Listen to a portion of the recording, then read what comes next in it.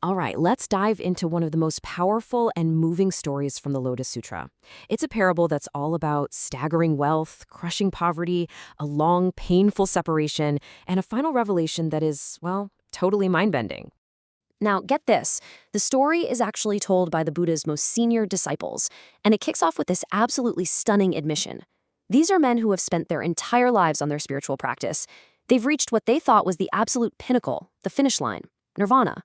And then, the Buddha tells them something that just shatters their whole reality. They basically admit, we thought we had it all figured out. We were so wrong. I mean, just try to imagine that for a second. You spend your entire life climbing a mountain. You finally get to the summit, you're celebrating, only to find out it was just a little foothill on the way to a much bigger peak. That's exactly the spot these disciples were in. How do you even begin to process news like that? So, to really understand their reaction, you first have to feel the sheer shock of this prophecy they had just heard from the Buddha. Look, these weren't some young, eager students. The text literally describes them as aged and decrepit. They were totally content. They believed their journey was over, that they were finally free from all suffering. They had absolutely no desire for anything more. And then, boom, the Buddha reveals that nirvana, the goal they'd given everything for, wasn't the end at all. It was more like a rest stop on a much grander journey, a journey towards supreme enlightenment. So, how do you even put that feeling into words? That mix of shock, unbelievable joy, and this dawning new understanding?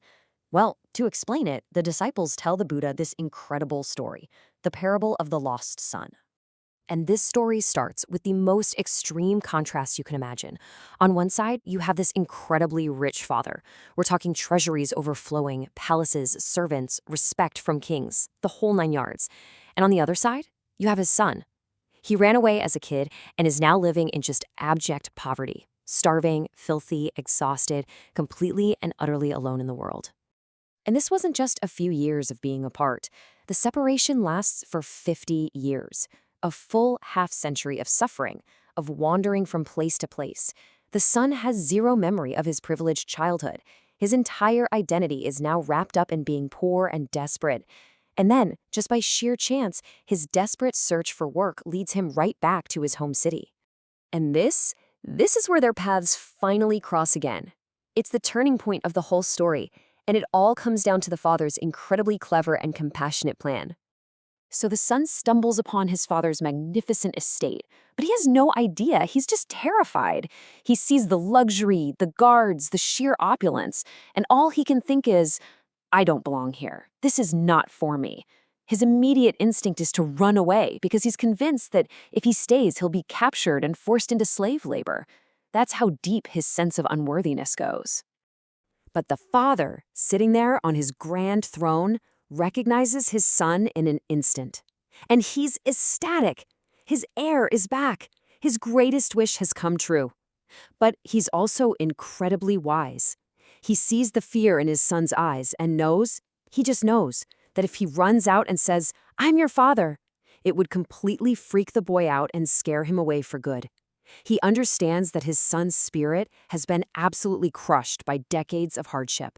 So the father comes up with this brilliant plan. He doesn't send out his royal guards, no.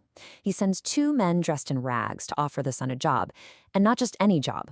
The lowest, dirtiest, most disgusting job you can imagine, cleaning up dung. He offers double the pay to build trust. And then, and this is the amazing part, the father himself takes off his fancy robes, puts on dirty rags, grabs a shovel, and goes to work right alongside his son, slowly, day by day, gaining his confidence, telling him, you're like a son to me. And what's truly mind-boggling here is the father's patience. This wasn't a quick fix. He dedicated himself to this gentle, trust-building process day in and day out for 20 long years. Over these 2 decades, the son proves to be honest and hardworking.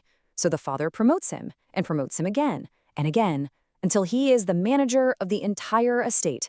He is literally in charge of all the treasures he once feared. And yet, despite having total control over all this immense wealth, he still sees himself as a poor, hired hand. He keeps living in a little straw hut. His inner self-image just hasn't caught up with his new reality. And that brings us to the story's big climax, where the father finally lays all his cards on the table, and we can start to unlock the deeper meaning of this incredible allegory. The father knows he's about to die, so he calls together the king, the ministers, all the important people. And in front of this huge assembly, he points to the man everyone knows as his most trusted manager, and he declares, "This man is my true biological son who ran away 50 years ago, and he is the heir to every single thing I own." The son is just floored.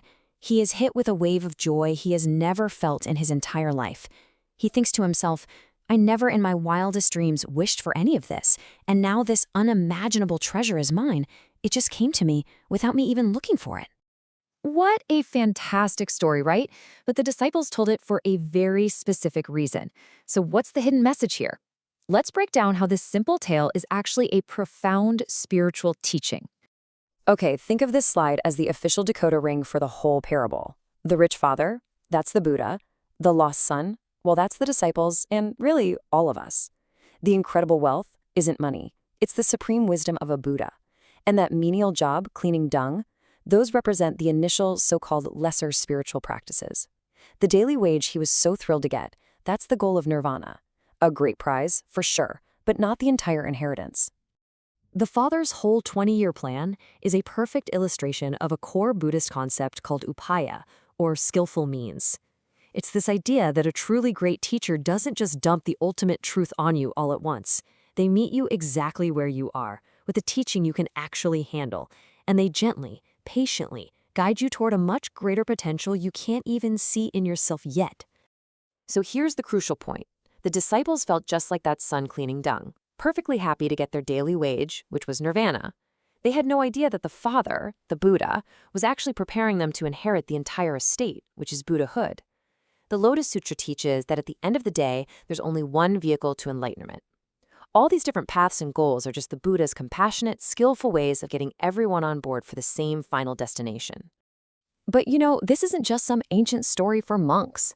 The disciples told it to explain their own world-rocking revelation, and it's meant to spark a similar one in us, right here, right now.